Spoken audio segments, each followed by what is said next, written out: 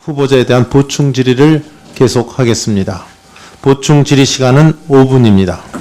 그러면 먼저 새정치민주연합의 한명숙 의원님 질의해 주시기 바랍니다. 금융 쪽에 특히 경제 쪽에서 계속 일을 해 오셨고 또 NH 지주회사 회장을 하실 때도 제가 듣기는 현장 활동을 많이 하시고 또 소통도 열심히 하셔서 좋은 평가를 받고 있는 것으로 알고 있습니다. 그러나 지금 우리나라는 경제 상황이 굉장히 엄중한 상황이고 사실 국민들도 굉장히 걱정을 하는 상황입니다. 그래서 금융위원장의 역할이 굉장히 중요하기 때문에 여기서 좀 몇 가지 짚어볼 생각을 하고 있습니다. 사실 언론계에서도 금융위원장 임명장 받기 전에 벌써부터 후보자의 소신과 또 그 책임감 이런 것에 대해서 좀 의구심을 표시하는 데도 있고 또 기재부나 업계로부터 휘둘리는 거 아닐까 이런 염려 같은 것들이 지금 오가고 있습니다.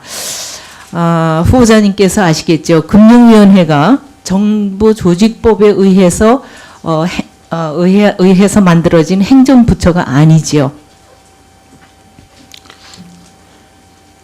정부조직법에 규정이 되어 있다고 제가 알고 있습니다. 네, 제가 그 후보자님께서 이 부분을 잘 아셔야 될 게 금융위원회는 정부조직법에 의한 행정부처가 아닙니다. 네. 왜 이렇게 정부조직법에 의한 행정부처가 아니게 만들고 금융위원회의 설치를 별도의 법률로 정해놔서 국무총리 소속으로 둔 것은 금융위원회의 업무 수행의 중립성과 독립성을 보장하기 위한 것입니다. 맞죠? 네, 맞습니다. 네. 그래서 특히 금융위원회는 정책과 더불어 감독의 역할을 하기 때문에 중립성과 독립성이 보장돼야만 소신껏 책임감 있게 일을 할 수 있다고 봅니다. 네. 그래서 금융위 정책이 정권의 입맛에 따라서 이리 갔다 저리 갔다 달라지면 정말 위기를 위기 사항이라고 말을 하지 못하고 또 기회로 보지 못하는 심각한 오를 범할 수 있기 때문입니다.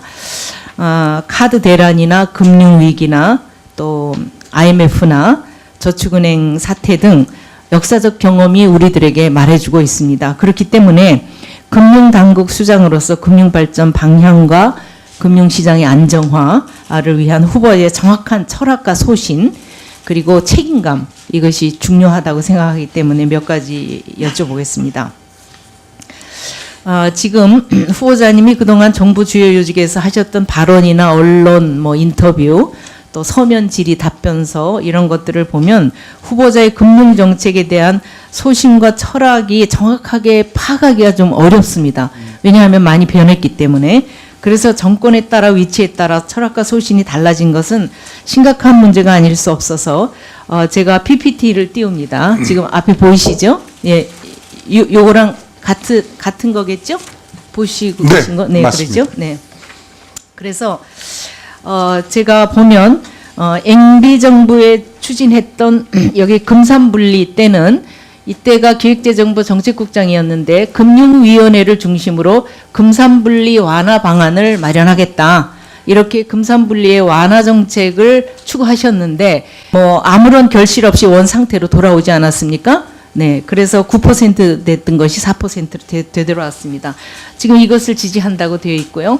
그 다음에 LTV, DTI 정책을 보시면 가계부채 현재 속도로 느는 것은 바람직하지 않다.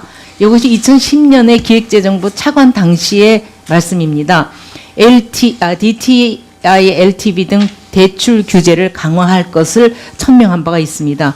그런데 여기 가계부채는 지금 현재로서는 자연스러운 현상이다. 규제 합리화 조치가 필요하다. 이렇게 말씀을 하셨습니다. 자원 외교에 대해서 묻겠습니다. 서면 질의에 보니까 총리실 재직 당시에 국무총리실은 자원 외교 정책에 직접 관여하지 않았다. 이렇게 말을 했어요. 그랬는데 여기 자원 외교의 그 주무부처였던 직영부를 향해서 에너지 협력 외교 지원 협의회의 위원장으로 주재를 하시면서 직영부가 홍보의 방향을 잘 잡아라. 또 해외 자원 개발의 핵심은 재원 마련이다. 그리고 이 협의회를 추진함에 있어 관계부처와 유관기관을 긴밀하게 협조하라. 이렇게 지시하셨거든요.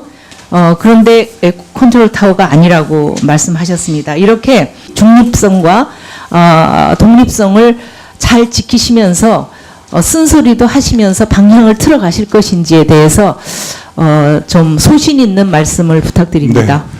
의원님께서 지적하셨듯이 이 금융위원회가 굉장히 독립적이고 중립적이어야 한다 하는 말씀은 제가 간직하고 제가 만약 직무를 수행하게 된다면 잊지 않고 유지되도록 하겠습니다. 그건 분명히 말씀드리고요. 지금 주요 정책별로 입장 변화에 대해서 조금 제가 설명을 드리면 금산분리에 대해서는 저는 기본적인 원칙이 유지돼야 한다는데 변함이 없습니다. 그리고 다만 기존에 2008년에 있었던 것은 일부 완화했던 조치가 있었습니다. 그걸 아마 설명하는 과정에서 있었으면 그때 원칙 자체가 훼손된 건 아니었다라고 생각하고요. LTV하고 DTI의 경우에는 제가 아까 오전에도 답변 드렸습니다만 가계부채에 대해서 중요한 리스크 요인이고 우리가 관심 있게 다뤄야 될 정책 주제다라는 생각에 다름이 없습니다. 그래서 이를 위해서 아까 말씀드린 세 가지의 대책을 가지고서 관리를 적정하게 해나가겠다. 즉 단지 자연스러운 현상이기 때문에 놔두겠다라는 그런 뜻은 전혀 없다 하는 말씀을 드리고요. 그 다음에 금융개혁회의나 개혁추진단의 경우에는 제가 금융개혁을 어떻게 해나가겠다 하는 그 기제 그리고 그 체계에 대해서 설명드린 것입니다. 그래서 금융당국에 있는 불합리한 규제, 과도한 규제, 중복 규제, 불명확한 지시 이런 것들은 반드시 이 개혁회의를 통해서 걷어내서 금융기관의 자율과 창의를 증진시켜야 한다는 점이기 때문에 그렇게 큰 입장 차이가 있는 발언은 아니었다라고 생각합니다. 자원외교 문제입니다. 자원외교 당시에 홍보를 잘해야 한다 하는 취지의 발언을 했습니다. 그때 발언 취지는 뭐였냐면은 과다하게 자원외교의 성과를 부풀려서 얘기를 해서는 안 된다.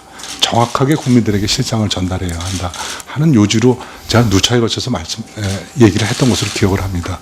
그리고 제가 국무총실에 있으면서 자원외교 지원 협의회를 갖다가 에너지 협력 외교 지원 협의회죠.